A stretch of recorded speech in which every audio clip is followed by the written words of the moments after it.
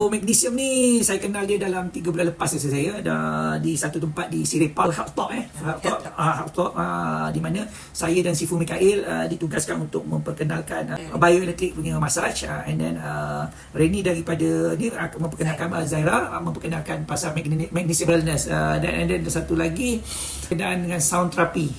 Okey, yang menyebabkan saya tertarik dengan magnesium ni, dia kata dia mengembangkan salur darah dan menyokong pelbagai fungsi organ lah.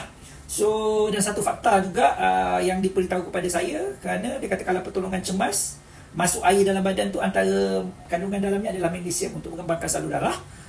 Dan pertolongan cemas juga kalau kata ada masalah heart attack, sembuh panjang bagian tu dia akan kembangkan. Itu yang menyebabkan saya agak mula tertarik. So daripada situ apa yang saya buat, saya mula mencuba kepada pesakit saya.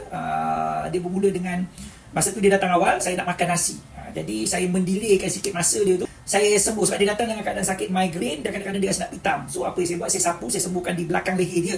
Dan saya biarkan dia untuk isi borang dan saya pergi makan. So apa yang berlaku selepas 10 minit saya balik-balik, feedback dia cakap boleh tengok dalam VTT saya. Dia kata tadi saya datang, saya rasa kepala saya macam blur. Now saya rasa tenang. So saya rasa macam saya agak macam there is something dengan this product. So okay,